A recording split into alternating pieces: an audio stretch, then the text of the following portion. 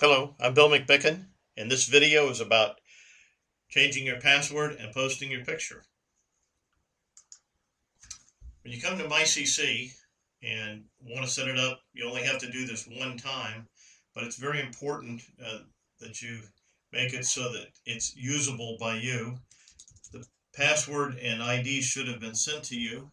The first time in, you can enter that password. If it's one of those very ugly ones, you're going to want to change it right away.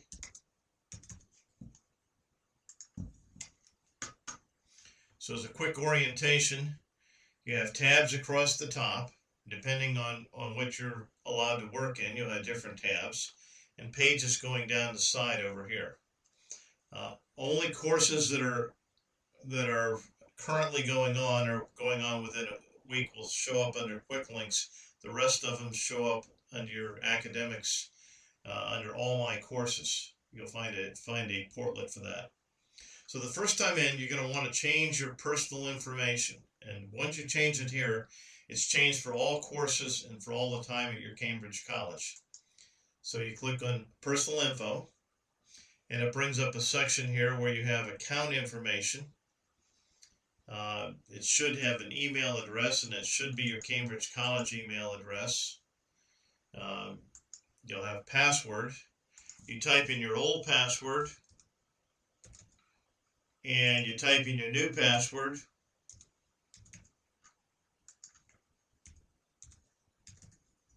And you don't have to make these passwords particularly complicated. You can do it like you do an ATM machine at the bank. The old password usually has lots of characters and so it's difficult to type, so you're going to normally want to get rid of that. And you would hit save. Once you've done that, there's a section for photo. If you won't have a photo initially there, so I'm going to put that on my desktop momentarily and delete the photo. So yours will look something like this. So what you're going to do is click Browse and find a photo yourself. Make sure it's a headshot or something that is recognizable as you. And the reason you want to do that is so that when you have one of these short classes, your faculty members can find you and so can your classmates. Every class you'll be in will get that same photo, so if you decide later on you've got a better photo, you can update it and put something better in. We ask students not to put in pictures of their house or their dog or something like that because that's not particularly useful. There's one little bit here, though. They talk about having a 133 and 133 pixel photo in a GIF or a JPEG format. That means the photo ought to be square, and it should be about an inch on the side. If you were to think of the size, it's the kind of photo we would trade it when we were back in grade school and you have the photos for us to exchange. Now, if you don't have a photo that's that size, you may have to start with one and crop it a little bit. You can take a photo, and the best one to open it with, if you click Open With, you'll find something called Microsoft Office Pictures Manager. You take any picture yourself and take it into Picture Manager, and you will have the ability to crop. No, crop means is you can change the visible area of your photo. So if you have a great big picture yourself, you can change it. These video cameras and cameras themselves and cell phones all take huge pictures now.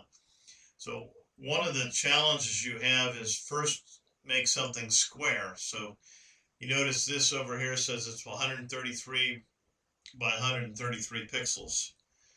That's what I want. If I change the size of it, I can change the number of pixels. But we can resize it later. The main thing is to make sure that this is square over here. And when you say OK, that will square up your picture. The second thing you do under Picture Manager is you resize it. If this picture had been a lot larger like this, that's not going to work.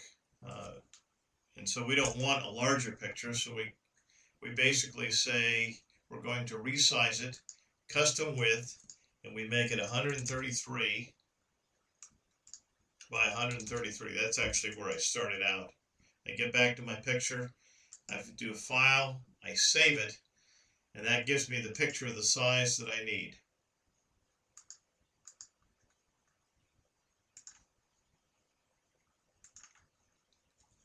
So coming back in here, once I have browsed for my picture and uploaded it, I hit save, and that will now put it into every class that I have. It'll be available for people to see the photo of when I do a posting in the discussion forum or for email. There's other custom information here. You can put information about yourself that is available under a little blue tab. You can put biographical information if you choose to do that. The most important thing, though, is not to forget is this privacy settings at the end. You want to check off email and photo, and that way, if somebody is trying to look you up, they'll find your email and photo so they can actually reply to you.